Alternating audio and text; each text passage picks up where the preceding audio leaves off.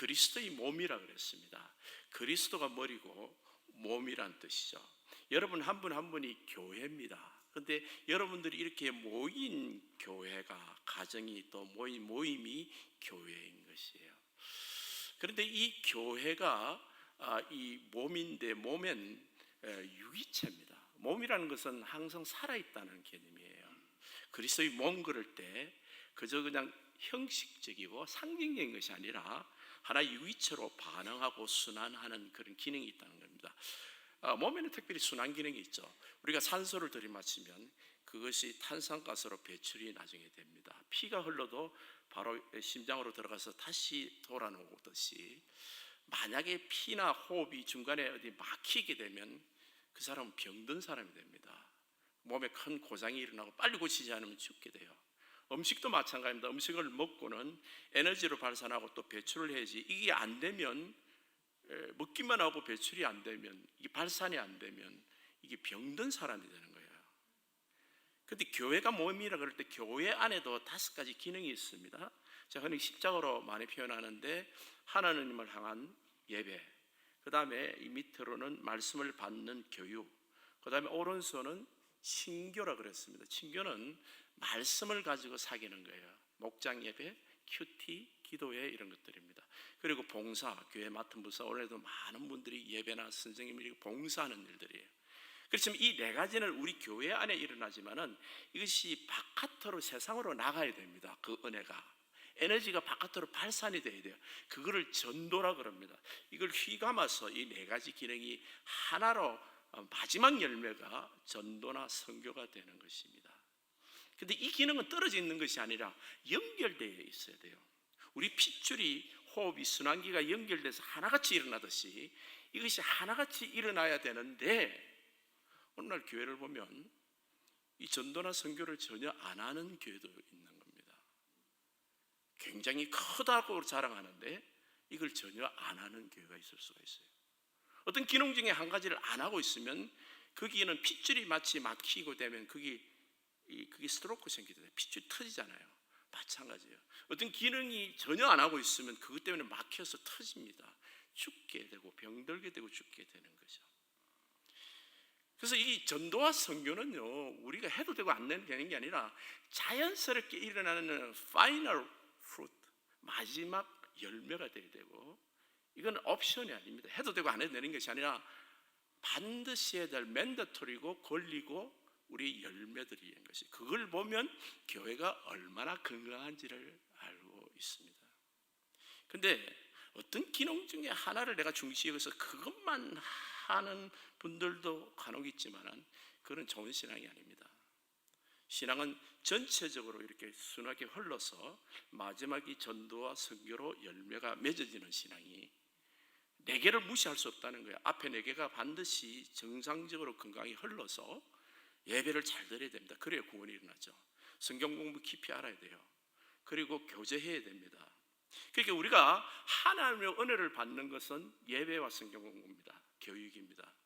근데 그걸 나눠주는 것은 이 왼쪽으로 나눠주고, 친교할 때 성도들과 모였을 때 말씀으로 교제하는 거 굉장히 중요합니다. 큐티나 성경 공부, 성도들끼리 모여서 하는 어떤 많은 목장 예배, 이런 건 특별히 이 친교에 굉장히 중요하고, 또 교회 봉사하는 것도 이렇게 하는 것입니다. 그렇게 우리 안에서 이렇게 영양분을 나눠주는 요소인 거예요. 하나님만은 은혜를. 근데 이 마지막은 이 은혜가 반드시 바깥으로 나아가줘야 되는 것입니다. 불신자를 향해서는, 교회가 불신자를 향하여, 이 세상을 향하여 아무것도 하지 않으면 교회는 병든 교회가 되는 거예요. 이 세상에 빛과 소금이라 그럴 때 우리는 반드시 빛과 소금의 역할을 다 해야 됩니다. 요즘 호모 때문에 굉장히 우리가 아프죠, 그죠? 그거 우리 책임이에요. 우리가 빛과 소금의 역할을 다 하지 못했다는 것을 증거하는 것이에요. 창세기 6장 2절에 보게 되면요, 노아 시대 때요, 심판이 있습니다. 그때 하나님께서 뭐라고 말씀하시는가 하면, 하나님의 아들들이 사람의 딸들의 아름다움을 보고 자기들이 좋아하는 여자를 아내로 삼는지라. 세상하고 똑같이 여자를 볼 때 미모만 본다는 거예요. 얼굴만 본다는 거예요. 남자를 볼 때 돈만 본다는 거예요. 이 믿는 사람들이 그 짓을 하는 거예요. 세상 가치관으로 사는 게, 그래서 심판받은 거예요. 세상이 심판받는 것은요, 소돔과 고모라에 10명의 의인이 없어서 심판받습니다. 하나님 백성들이 책임이 크다는 이야기예요. 세상 탓을 할 게 아니에요. 호모하는 그 사람들 놓고 우리가 정죄를 해가 뭐합니까? 그들에게 복음을 전해야 되죠. 그렇게 우리 이 세상을 향해서 이렇게 빛과 소금의 역할을, 하나님의 자녀들의 역할을 제대로 해야 되는 거예요. 그게 마지막으로 세상을 향해서 우리가 복음 전파를 하는 겁니다. 그것은요, 꼭 오늘 카자흐스탄 가는 우리 선교팀, 단기 선교팀뿐만 아니라 여기서, 집에서 시작돼야 됩니다. 가정에서, 직장에서. 선교는요, 가까운 데부터 시작이 돼야 되는 것이에요. 오늘 예수님이 제자들을 보고 너희는 가서 제자 삼으라, 그렇게 말씀하십니다. 이 사람들은 대부분 갈릴리 사람이었어요. 놀랍게도요, 예루살렘 출신은요, 가룟 유다였습니다. 요즘 말로 하면 서울 출신이 가룟 유다였어요. 그 사람은 제자로서 탈락했어요. 촌놈들, 갈릴리 사람. 갈릴리는 이방의 갈릴리라고 했어요.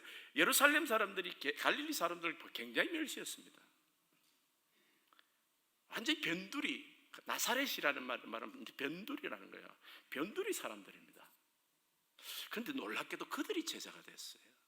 오늘날도 여러분, 사람들이 자기를 많이 갖추고 무슨 학력이나 스펙이 좋으면 좋은 크리스찬이 된다고 생각하는데, 그러면 더 좋죠. 사실은 한국에는 뭐 장차관들 중에 크리스찬들이 많다는데 참 좋은 일입니다. 그런데 그런 것이요, 자신의 교만을 쌓는 바리새인이 되면 좋은 크리스찬 되기 힘듭니다. 갈릴리 사람들은 그런 면에서 영적으로 굉장히 겸손한 사람들이 있기 때문에 오늘 제자가 됐고, 유대인들은 이방인 취급을 해도 하나님 보시기에 사도들로 삼으신 것입니다. 그런데 오늘 본문 19절에 갈릴리 사람들에게 주님께서 이렇게 말합니다. 너희는 가서 모든 민족으로 제자를 삼아. 갈릴리는 이방 사람이고 이방인들이 많이 출입하고 지나가는 곳이었어요. 그렇기 때문에 민족에 대한 무슨 편견이나 예루살렘 유대인들 치매 이방인들에 대해서 막 그냥 굉장히 이렇게 율법적으로 따지는 그런 것이 상당히 풀어진 겸손한 그런 사람들이었어요.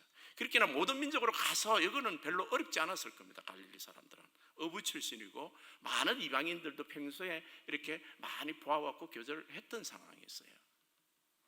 그리고 아버지와 아들과 성령 세례를 베풀라. 그게 뭐 예수 믿으면 삼일체 하나님의 세례 베풀면 되죠. 근데 제일 어려운 계명은 그 다음 말씀입니다. 내가 너희에게 20절 보면 너희에게 분부한 모든 것을 가르쳐 지키게 하라 볼지어다. 자, 이 어부 출신은 학력도 뭐 국졸 되기 힘들 거예요, 요즘 말로 하면. 근데 모든 것을, 그것도 조금만 전부 다 가르쳐 지키게 하라는 거예요. 가르치는 거는 한다고 하도, 제가 25년간 목회를 했는데, 여러분, 우리 최고로 많이 가르친 사람은 정말 내가 신학교, 조직 신학까지 가르쳤어요. 지금 우리 그 20년 이상 된 사람들은 우리 장로님부터 안수집사, 전도사, 권사할 것 없이 굉장히 실력이 있습니다. 그런데 다 못 가르쳤어요. 나도 사실 나도 솔직히 말하면 다 몰라요, 성경을. 태평양 물 한 바가지 떠나놓고 이게 태평양 물이 다 하듯이 하나님 말씀을 어떻게 다 합니까? 그런데 모든 것을 어떻게 가르칩니까? 구약, 예수님이 말씀하신 그때는 성경책은 없어도 신약이라더라. 그걸 어떻게 다 가르치냐 말이야. 제자들이, 이 촌사람들이, 그것도 어부 출신이 무하게 말이에요. 근데 가르치는 건 가르친다도 지켜요? 어떻게 지킵니까? 말씀 지키는 것이 쉽지 않잖아요. 그렇게 이게 지금 제자를 삼아라 그러는데, 이게 제자가 말이요, 말씀을 다 가르치고 지키게 하는 것, 이거 하라면 어떻게 제자가 되겠습니까? 이 제자의 조건은 사실은 그게 아닙니다. 제자의 조건은요, 예수님께서 요한복음 13장에 보면 잘 나와 있어요. 요한복음 13장 36절에 보게 되면 예수님이 잡히시던 말 밤에, 오늘 밤에 너희가 나를 버리고 도망간다 그러니까 시몬 베드로가 주여 어디로 가시나이까? 예수께서 대답했어요. 내가 가는 곳에 내가 지금은 따라올 수 없으나 후에는 따라오리라. 무슨 말씀입니까? 우리는 어리 빼면 아무것도 없는데, 그렇잖아요. 사실은 그 가난한 사람도 이렇게 조금 이렇게 사회적으로 이렇게 그 한 사람들은 정이라는 것이 있고 의리라는 걸 굉장히 강하게 여기잖아요. 특별히 어부들은 굉장히 그런 것이 이렇게 인간 교제에 있었을 겁니다. 아니, 예수님을 버리다는요. 내가 자신 있게 이야기하는데 당신은 오늘 뭐 잡히면 감옥이라도 좀 따라갑니다. 죽는 데까지 따라갑니다. 그때 베드로는 그게 확실했다고. 그때 마음은 확실해. 그거 거짓말 안 했어요. 아니 3년 반 동안에 우리가 예수님을 주님으로 섬겼는데 그걸 못 따라가다냐. 예수님께서 하시는 말씀에 오늘 닭이 울기 전에 네가 3번 나를 부인한다 그랬는데 자기 생각대로 됐습니까? 예수님 말대로 됐습니까? 총칼 앞에 보니까 베드로 도망가더라는 거예요. 예수님을 맹세 저주하면서 예수님을 부인했습니다. 그래 통곡을 했어요. 여러분, 그리고 나서 예수님이 부활하셨어요. 그죠? 부활하시고 갈릴리로 갔는데 제자 7명 베드로를 포함해서 우리 같이 이렇게 배반자가 무슨 사도냐 제자냐, 우리 업으로 돌아가자. 그래서 전부 업으로 돌아갑니다. 근데 밤새도록 고기를 못 잡죠. 아침에 고기를 잡을 때 예수님이 배 오른편에 던지라 그래서 고기를 잡습니다. 그리고 나서 가보니까 숯불 위에 고기도 있고 떡도 있고, 그리고 나서 조반을 먹은 후에 예수님께서 베드로 보고 하는 말이 시몬아, 네가 나를 이 모든 사람들보다 사랑하느냐, 이런 질문을 하십니다. 그때 베드로가 그럼요, 제가 얼마든지 사랑합니다 이렇게 대답 안 하고 내가 사랑하는 줄 주께서 아십니다 이렇게 표현했어요. 이 말도 굉장히 조심스럽습니다. 그전 같으면 막 물려 죽는 데까지 따라갑니다 하는데 지금은 그렇게까지 못합니다. 이제는 내가 사랑하는 것을 주님이 내 마음을 아시니까 보시지 않습니까? 지금 사랑하고 있는 마음이 내 안에 있는 줄 주께서 아시지 않습니까? 이렇게 대답을 하는 거예요. 세 번째 질문할 때는 베드로가 두려워했어요. 혹시 이 말도 거짓말인가 싶어서 자기에 대해서 자신이 없는 거예요. 우리가 인생을 살 때 그때 예수님께서 하신 말씀이 내 양떼를 치라 그랬습니다. 양떼를 치라는 것은 이제 제자로서 목회자로서 자격이 있다는 거예요. 네가 지금 따라올 수 없는 사람은 나중에는 따라온다는 그 나중이 바로 이때인 거예요. 예수님 부활하시고 나서 베드로를 보고 하는 말이 이제는 네가 나를 따라올 때가 됐다는 거예요. 그리고 18절에 말씀하시기를 네가 순교자가 된다 그랬고, 그리고 요한복음 21장 18절에 19장에 보게 되면 19절을 보면 요한복음 21장 19절을 보게 되면 나를 따르라고 말씀하십니다. 이 말씀을 하신 베드로가 어떠한 죽음으로 하나님께 영광을 돌릴 것을 가리키십니다. 이 말씀을 하시고 베드로에게 이르시되 나를 따르라 그랬습니다. 그때 당시에 조금 전에는 며칠 전에는 내가 당신을 따르겠다 그러니까 안 된다 그랬어요. 그죠? 근데 지금은 이제 나를 따르라 그랬습니다.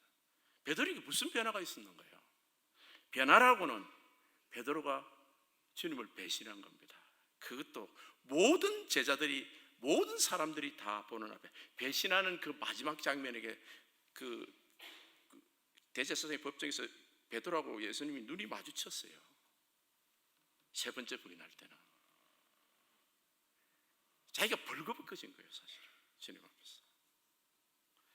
그런데 그때 제자가 될 자격이 있다고 말씀하시는 거예요. 여러분, 제자라는 것은 자신의 연약함을 아는 것을 제자가 되는 겁니다. 자신의 연약함을 자랑하는 바울과 같은 상태가 제자인 것이에요. 그 마태는 자기가 도둑인데 세리인데 내가 세리 마태 그랬습니다. 제가 지난주 설교에 이야기했죠. 세리는 도둑이라 정도가 아니에요. 이렇게 세금을 못 거두면 그 집 사람들 자녀들을 노예로 팔아버립니다. 노예로 갚아야 돼요. 가족들이 노예로 가야 됩니다. 가정 파괴범이에요. 그 짓을 한두 번 했겠습니까, 마태가? 근데 그런 도둑놈 이런 타이틀을 자기 앞에 붙인 거야. 왜? 자기는 그런 도둑이다가 지금 사도가 된 하나님 은혜를 아는 사람이고, 자기를 의지하는 사람이 아니에요. 오직 하나님만 의지하는 사람인 거예요. 사람들은 자기 약점을 다 숨겨요. 지난 과거 중에 덕이 안 된다면서. 근데 마태는 세리라 자기 이름 앞에 붙였어요. 성경에. 2000년이 지난 우리도 마태가 세례인 줄 압니다. 자기 인생은 나는 도둑에서 거룩한 사람이 됐다는 것을 고백하는 거예요. 제자는요, 하나님 은혜만을 말하는 사람이고 하나님 은혜만을 의지하는 사람이에요. 하늘과 땅의 모든 권세를 주셨으니 예수님의 은혜로만 살겠다는 사람은 자기를 의지하지 않는 사람이 제자인 거예요. 이것은 우리 삶에서 지금 교회 생활에서 시작됩니다, 여러분. 선교를 나갔다고 전해졌다는 것이 아니라 나가는 사람들이 제자의 자세를 가지고 나가야 돼요. 내 실력을 의지하고, 왜? 하늘과 땅의 모든 것을 두고 내가 영원히 너와 함께 있기 때문에 이거는요, 땅 짓고 형식이에요. 나가면 되는 거예요, 무조건.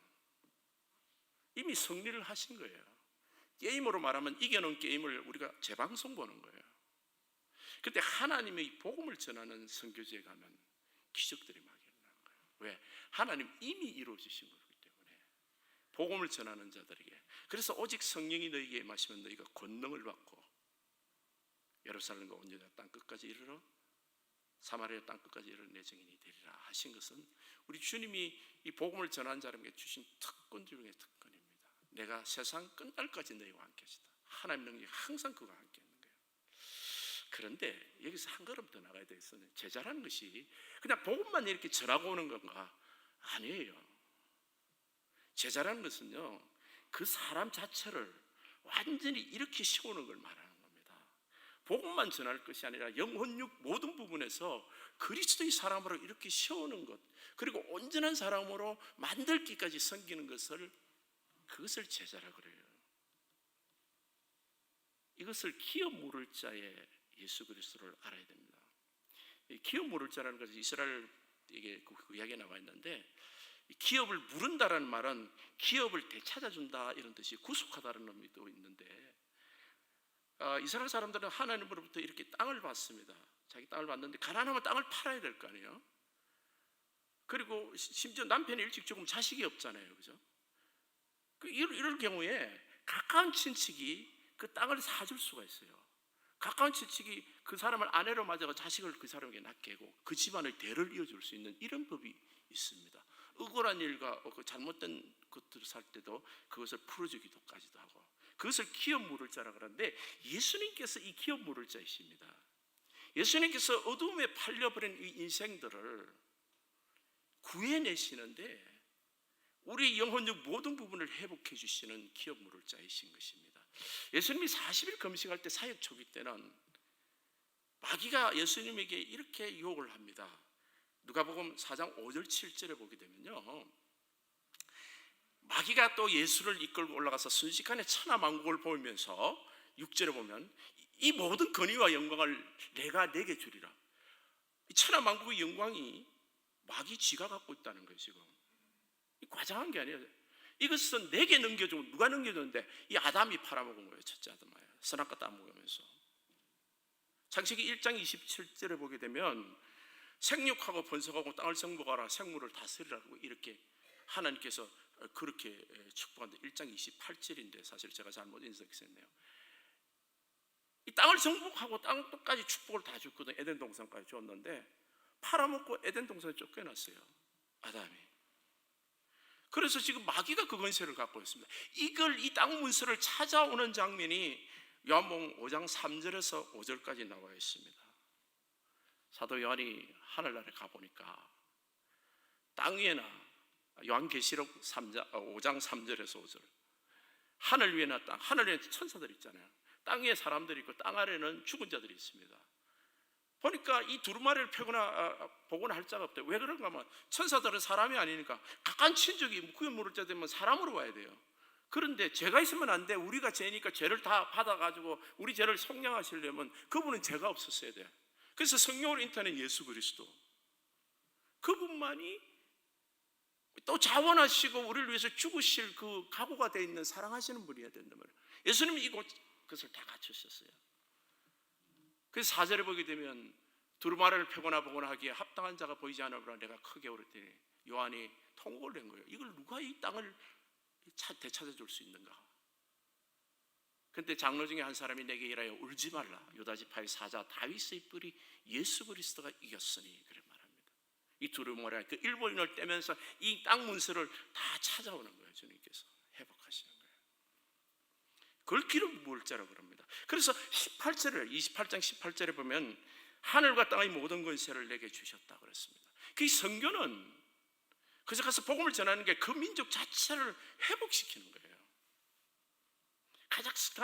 카자흐스탄에 가서 복음만 전하는 것이 아니라 그리스도로 인해 그 민족이 회복시킬 때까지 기도해 줘야 할 자격입니다. 우리 호피족에 갔습니다. P2의 저기 북가제에도 가고요. 앞으로 많은 민족들이 가는데 복음의 말씀을 들고 가는 것이 핵심이지만 그 안에는 영혼적 모든 것을 회복한다는 의미가 있어요. 그것은요, 우리 주변에 그런 일들이 여러분 나타납니다. 여러분에게 그런 사람들이 주변에 나타납니다. 제자라는 것은 예수 닮는 것이고 선교 사명을 하는 것인데 기업 물을 자의 사명을 다하는 것을 말합니다. 룻기에 보면 보아스라는 사람이 있어요. 엄마가 창녀였어요. 라합이었습니다. 근데 이 가정에 주님의 복음이 들어와서 이 이방화, 이 참 더러운 가정에 하나님의 빛이 들어와서 이 보아스가 예수 그리스도를 닮는 사람, 베들레헴에서 가장 부자예요. 인격은 예수 그 자체였어요. 보아스가 생각해 우리 같은 집안에 이런 흐름이 있는 집안에 엄마가 창녀였던 가정에 이런 복된 가정으로 변화됐을 때 보아스는 무슨 생각을 했겠어요? 이게 하나님의 은혜다. 이게 하나님의 은혜로다. 이게 하나님의 은혜 아니고는 이럴 수가 없다는 거예요. 그런데 그 동네 거지가 나타났어요. 두 과부가, 나오미라는 사람이. 룻이라는 젊은 여자들 들고, 남자들은 다 죽었어. 아들들과 남편까지 다 죽었어. 거지가 돼갖고 당신이 우리 집 좀 구해달라고 그러는데 그걸 어떻게 노하겠냐 말이에요.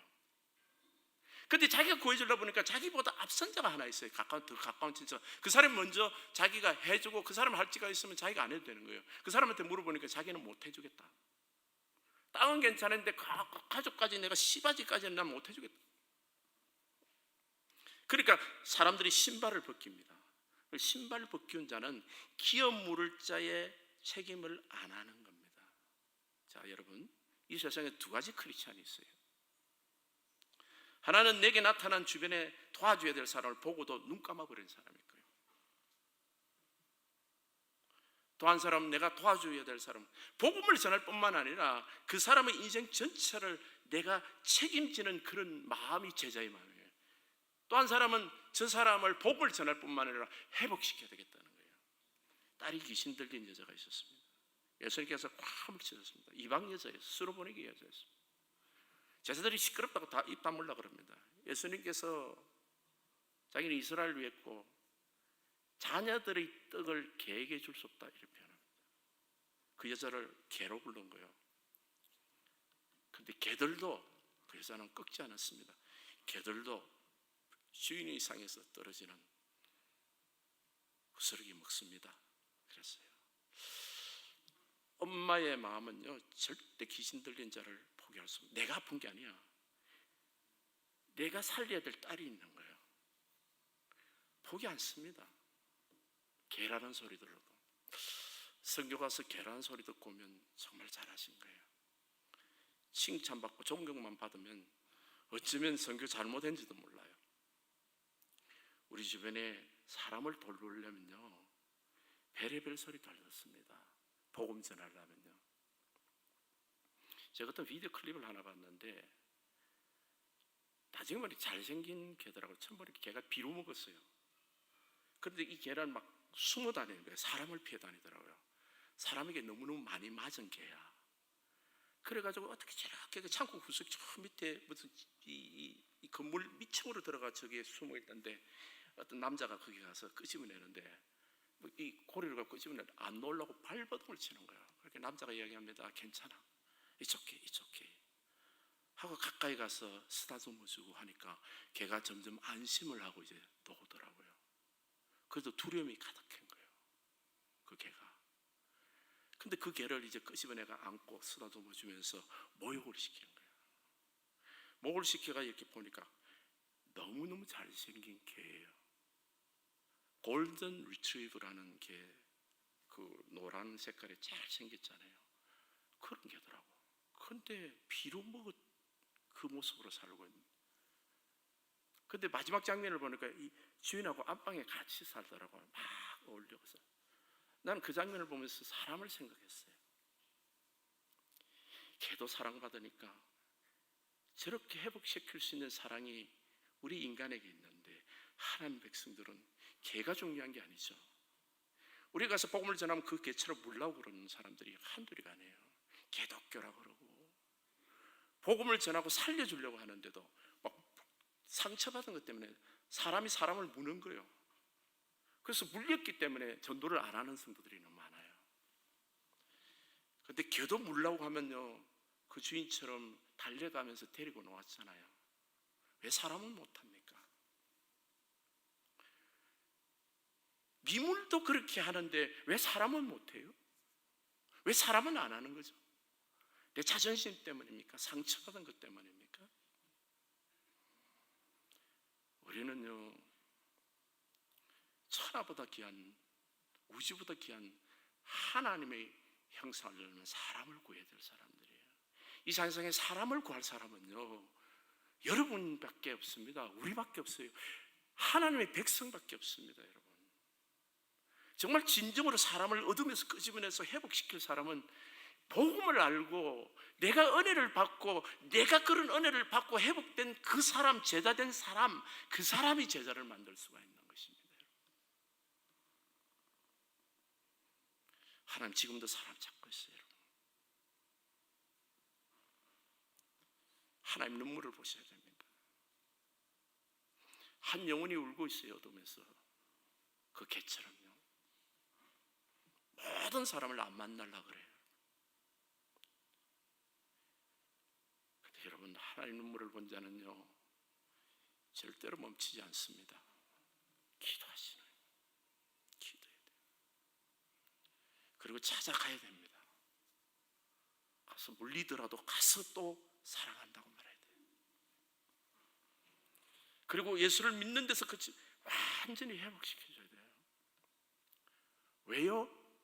내가 그런 은혜를 받았기 때문에. 내가 그런 은혜 받았잖아요. 내가 그래서 지금 목사 됐잖아요.